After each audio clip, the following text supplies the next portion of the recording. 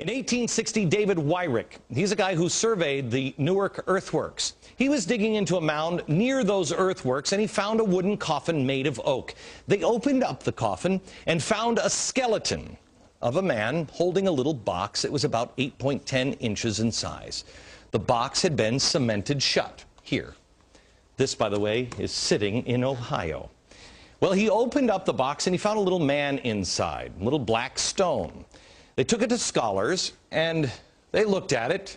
The man seems to be carrying something, and there's writing here at first they couldn't recognize. The writing is, they thought in 1860, some sort of Hebrew. Well, finally, about 20 years later, they found some rabbis living in the area, and the rabbis looked at that, and they could read it. They said it was an old kind of block Hebrew, and it was a rendition of the 10 Commandments. Now, this is another piece. Block Hebrew, they said they'd never seen anything like it. Mainstream archaeologists at the time called this a hoax. But then in 1900, or just about after 1900, in Israel, they found the same block-style Hebrew writing. Mainstream archaeologists still dismissed the findings. They found it in Israel, and they found it in Ohio. But there was another stone that they found that they couldn't argue. This is the Bat Creek stone.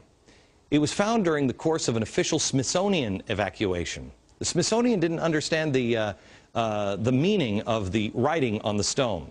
They thought it was Cherokee, since it came from Cherokee country. They didn't realize that it's actually Hebrew. They had published this originally upside down. They threw it in a box at the bottom of the Smithsonian, put it in the basement. Many years later, a scholar took it out of the box, looked at it, and went, oh my gosh, it's upside down. It's Phoenician, ancient Hebrew. So what's going on here? What is that about? Where is that history? Brought here by Hebrew people in search of a new promised land. I want to know if this stone, inscribed with the 10 Commandments, might have been kept inside the ark, or was it left behind as a clue that one of the Bible's most sacred artifacts is right here in the United States? This is the Decalogue stone with the 10 Commandments written on it on all sides of it. And this is a stone box that the Decalogue was found in. Okay. So when it was found, it was enclosed in this box, and you couldn't even see the stone inside. The box is carved out inside exactly to fit the Decalogue stone. Well, who's that guy? Well, this figure here on the front that's wearing a robe and a turban and holding either tablets or a breastplate, and over his head in these Hebrew letters it says Moshe or Moses. Oh. So must be Moses. Okay, that's Moses, all right. Who delivered the 10 Commandments. 10 Commandments, okay.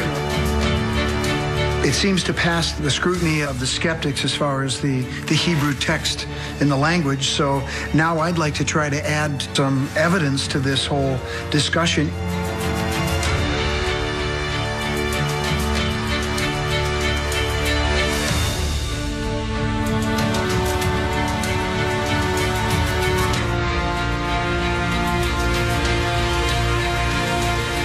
This thing is polished after it was carved. It's scratched like I would expect. Well, it fits snug. So the box in itself took an awful lot of work. I mean, if it was really a forgery, you wouldn't go to all that much trouble to make a box for it. So I think that speaks to its authenticity, that someone really this was very important to someone. This is a lot of work, and it's polished. It's got the detailing of the grooves. It wasn't made, as far as I can tell, from modern machinery.